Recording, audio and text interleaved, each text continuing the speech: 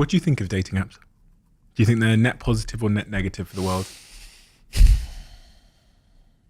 You really want to go here? Of course I want to go. Okay. Hey ladies, I hope everyone's doing well on their decentering men journey. This video I really need you guys to see because this is going to explain why women are having so much trouble dating these days. I know personally when I was dating, especially on the apps, I was having a lot of trouble meeting like quality guys. In this video, this guy Chris Williamson is going to explain why women are having so much trouble dating. And once you realize the reasons why, it's a lot easier to make decisions about your dating life moving forward. In conclusion, he's basically saying that there just aren't enough good men for good women. So if you don't want to date down, the amount of available male partners is looking pretty grim. I think that dating apps are a perfect example of something which is both convenient and enjoyable, but not good for you. They have certainly opened up more opportunities for people to meet potential partners. And yet, we are in a world with the highest rates of sexlessness ever amongst young people. 1 in 3 men between the ages of 18 and 30 hasn't had sex in the last year.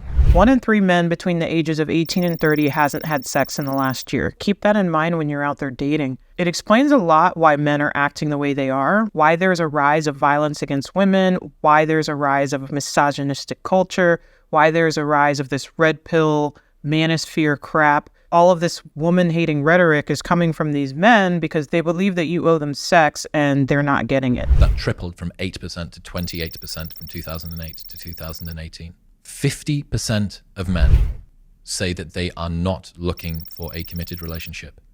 That's down from 61% of men saying that they were. Only half of men between the ages of 18 and 30 are looking for a relationship. So when you're on these dating apps and you're trying to find the person you're going to spend the rest of your life with, already you have to cancel out half of the men because they're just not interested in having a relationship. And if they're not interested in having a relationship, then they only really want one thing from you. And it's obvious what that is. You go, okay, well, if the promises of easy access online dating were so true, how is it that we've ended up with a world where people are having less sex than ever? That sexlessness has also increased for women too. But for men, it's increased more, and they were starting at a higher baseline as well. So just to clarify, we all know that sexlessness for men is largely involuntary and sexlessness for women is largely voluntary. 50.1% of women, for the first time in history, are mothers. There are more childless women at 30 than there are women with children, right? So for almost all of human history, more women had kids under the age of 30 than over, and now it's switched.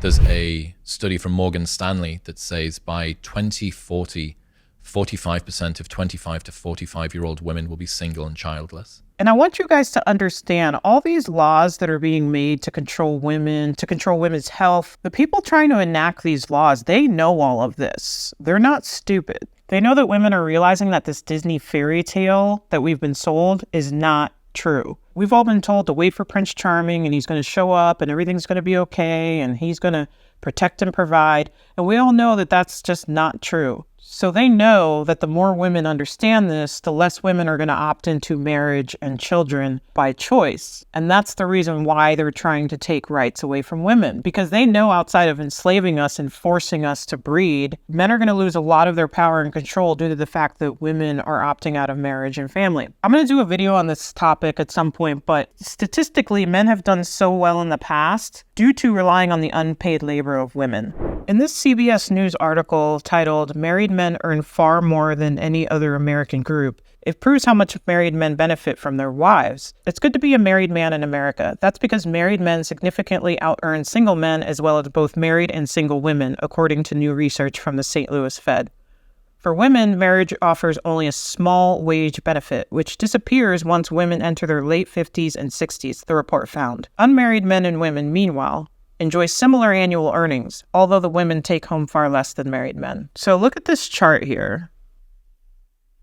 At their income peak at age 47, married men earn an average of $86,000 per year, the report found. By comparison, single men who are 47 earn $49,000 per year.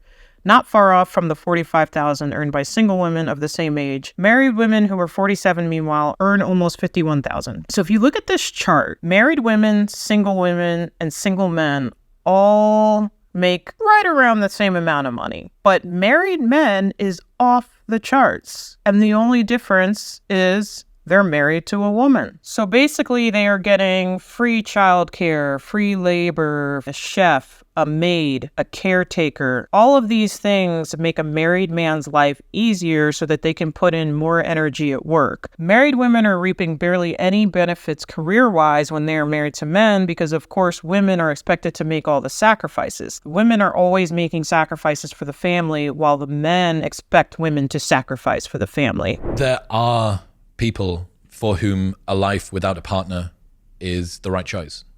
That's absolutely something that I'm prepared to accept. But it's not most people. It's one of the biggest levers. In fact, the single biggest predictor of your health outcomes in life are the number of close connections that you have. It's the number of friends. It's more than quitting smoking. It's more than going to the gym. It's more than stopping drinking. It's the number of close friends that you've got. And a relationship is a big close friend. Robin Dunbar says that in order to get into a relationship, you have to sacrifice 2 friendships because you can have around about 5 very close friends. If you want to get into a relationship, you need to get rid of 2 of them because there is a minimum time investment. So people that are in relationships have better health outcomes. They have onset of dementia later. They have Alzheimer's problems later on in life. They are less lonely. So what he's saying is not correct. Men benefit health-wise from marriage. Women do not. Married men actually live longer than they would when they were single. Married women actually get time shaved off of their lives when they marry men. Married women take on the stress of their husband and their children, and it's to the detriment of their health. I did a video recently on the rise of autoimmune diseases for women because of the stresses that they take on in their household. So this is absolutely not true. Married men live longer because it's their wives that are watching what they eat. They're trying to make them eat healthier than they would when they were single. They're encouraging them to go to their doctor's appointments. Most of the time, they're scheduling the doctor's appointments, reminding the husband to go to the doctor's appointment, reminding him to take care of himself. Statistically, when men get married, their housework decreases, while women, when they get married, their housework increases, further contributing to their stress. That seems pretty uncontroversial, and yet both sides of the aisle, both men and women, are retreating from relationships and finding ways that they can justify this. Boss bitch culture and sort of the lean in women's mentality, or men going their own way, and incel culture and the black pill for guys are both ways that each sex is trying to deal with the challenges that are coming out of the mating market. Notice how he mentions boss bitch culture for women, but then mentions red pill, men going their own way for men. Women, when they decide not to date men, they focus on themselves. They focus on their friends, their family members. They go inward and start the journey of self-improvement. Whereas men, red pill, incels, men going their own way, they turn to hate. All of those things that he mentioned are spaces where they hate women. Red pill, incel forums. I even looked up men going their own way because I thought that previously I'd seen a bunch of stuff where it was just men that are like, oh yeah, I just want to do my own thing. I don't want to play the whole patriarchy game. But most of that content is literally just a space for men to get together and bash women. So that's why we're not on an even playing field. Women deciding to decenter men and focus on themselves has no negative effect on men in terms of their physical safety. It might have an effect on their emotional health, but again, it is not up to women, despite what we've been told, to make sure men are happy. It is not our job to be in their lives and do for them so that they can feel good about themselves.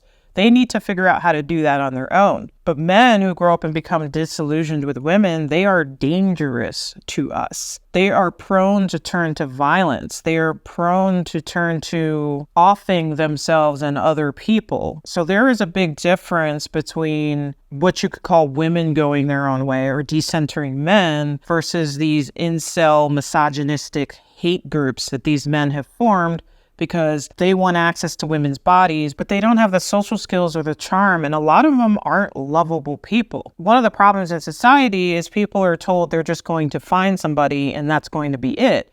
And I think a lot of people don't realize that if you don't become a person who's fun to be around, who's lovable, who's capable of love, you're going to have a hard time. You don't just deserve someone because you exist. And that's a big problem for a lot of these men. They grow up thinking they're just entitled to a woman. They deserve to have a woman love them regardless of how horrible of a human being they are, regardless of how they treat that other person. They just think that somebody somewhere owes them that love and attention just because they exist.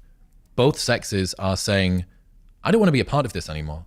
I'm finding it so painful and difficult to be in this world that I'm just going to cast off any of it altogether. Women are also leaving the dating scene due to being exhausted and not finding good options and constantly coming into contact with men who are borderline sociopathic. And men are exhausted from not being wanted or being qualified to actually be a good partner to somebody. That I'm just going to cast off any of it altogether, and then retroactively come up with a lot of explanations that can justify why they didn't need to be in a relationship in any case. And for some people, that's true. But for most people, that's not. When people say that women who have chosen not to date actually really wanted a partner and they couldn't find one and they're just hurt and they should get back out there and try again, that could be true for some women, but for myself and a lot of others, it's not that we're hurt and therefore giving up. It's that we're finally seeing the reality of what dating men really is. There's just a large number of men that, for me personally, I don't find would be a good partner. Even when I look at married women in my life that are like, yeah, my husband's so good, he does this and this. From my eyes, they're not, because I'm seeing a lot of the women still doing, 80% of the work. And to me, that means he's not a good husband. Just because you're happy doesn't mean he's a good husband. Some women will accept the bare minimum. And if you'll accept the bare minimum and that's what he's giving you, then you'll be happy. But that does not make him a good husband. So for women like me, we're not dropping the idea of finding a good man. We're dropping the idea that there are actually enough good men out there to find. Dating apps are clearly not, and as you say in your own words, and previously, aren't the only causal factor. So my question to you is, where did we go wrong and how do we go right? Okay, so I think challenges in the mating market are coming from many directions. One of the main ones that will be pertinent to the people that are listening is the increase in female achievement in education and employment. Now, about 50 years ago when Title IX came in, there was a 13 percentage point swing in favor of men to women in universities. There were significantly more men than women. What's Title IX? It was an affirmative action policy that helped to get more women into higher education. 50 years later, 2023, it's a 15 percentage point swing between men and women in university in the other direction. There are 2 women for every 1 man at a 4-year US college degree, around about by 2030. Women on average between the ages of 21 and 29 earn £1,111 more than their male counterparts. So this goes back to what I said earlier, where married men are really reaping all the benefits financially and career-wise, because, and I don't know, he's saying pounds, I don't know if this is true in America or if this is just a UK stat, but the fact that women between 21 and 29 are making more than men 21 to 29. The reason why that would switch for men 30 and up would be to get married. And so now the man starts sucking the resources out of the woman, he starts making more, and the woman starts making less. Women are roughly twice as likely as men to say that they will value financial prospects in a partner. Around about 78% of women say that a stable job is something that is important for a partner to have, whereas around about only sort of 45% of men say the same thing.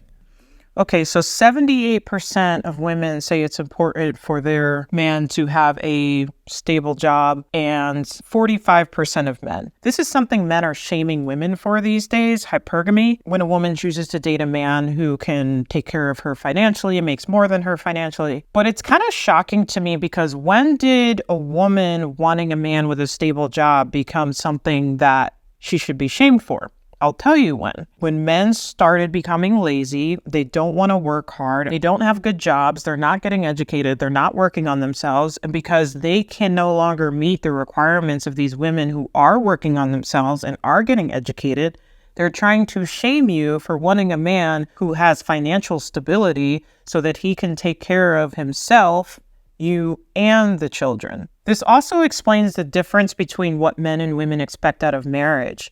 Women really want a partner who's going to stabilize their life and somebody that they can build with, somebody who's an equal partner, someone who's as smart, as ambitious, and wants to grow. Only 45% of men want a woman with a stable career. It's because your career is not what they're after. It's your labor. They're looking for someone who's nurturing, a caretaker, loves kids, busy, work all the time. They want someone who's going to make their lives easier. And the best way you can make their lives easier is by being in the home and doing labor for them. That's why the percentages are so skewed.